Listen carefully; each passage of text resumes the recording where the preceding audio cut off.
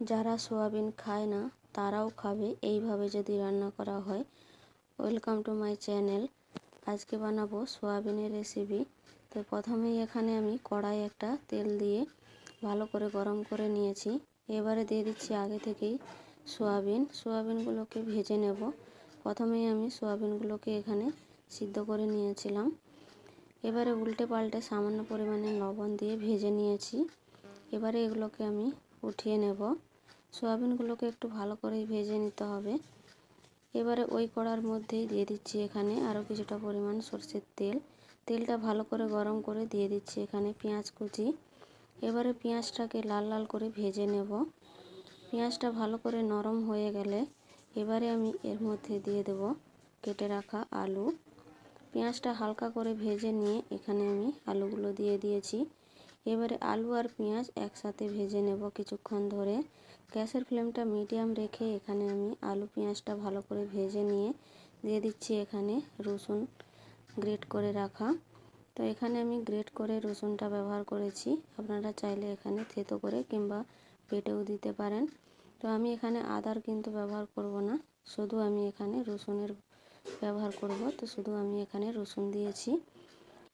রসুন পেঁয়াজ আলু এবার ভালো করে ভেজে নেব। রসুন পেঁয়াজ আলু সব কিছু ভালো করে এখানে ভেজে নিয়েছি। তো গ্যাসের ফ্লেমটা এখানে কিন্তু মিডিয়ামে রাখতে হবে, নাহলে সব কিছু পুড়ে যাবে। এবারে আমি এর মধ্যে দিয়ে দিচ্ছি এখানে জলটা দিয়ে আমি ভালো করে এগুলোকে আগে মিশিয়ে নেব, তা না হলে নিচে লেগে যাবে, পুড়ে যাবে। সব কিছু ভালো করে মেশানো হয়ে গেলে আমি এর মধ্যে দিয়ে দিচ্ছি হাফ চামচ হলুদের গুঁড়ো, হাফ চামচ দিয়ে দিচ্ছি এখানে লঙ্কার গুঁড়ো, সামান্য পরিমাণে এখানে কাশ্মীরি লঙ্কার গুঁড়ো দিয়েছি, এটা দেখতে ভালো হওয়ার জন্য।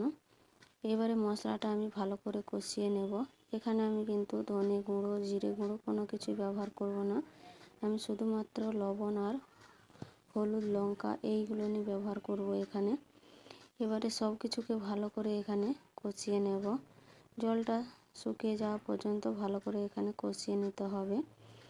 কষাতে কষাতেই কিন্তু আলুটা হাফ সিদ্ধ হয়ে যাবে, এমন ভালো করে কষিয়ে নিতে হবে। তো কষিয়ে নিয়েছি। এবারে দিয়ে দিচ্ছি এখানে জল।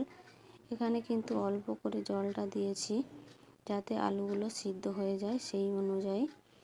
এবারে দিয়ে দিচ্ছি এখানে স্বাদ মতো লবণ। এবারে ভালো করে এখানে নেড়ে চেড়ে নিয়ে ঢাকা দিয়ে দিয়ে কষিয়ে নেব, যাতে আলুটাও সিদ্ধ হয়ে যায় আর জলটাও ভালোভাবে শুকিয়ে আসে।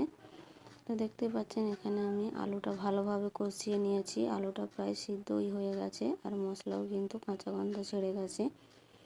এবারে দিয়ে দিচ্ছি আগে থেকে ভেজে রাখা ডিম আর সোয়াবিনগুলো।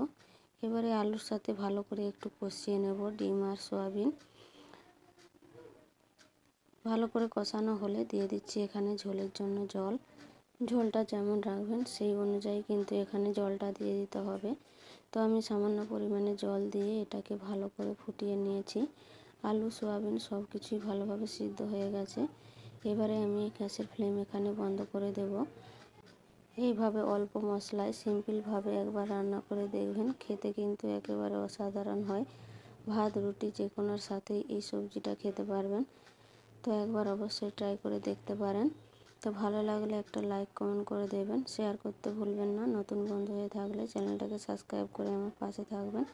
শেষ পর্যন্ত দেখার জন্য অসংখ্য অসংখ্য ধন্যবাদ।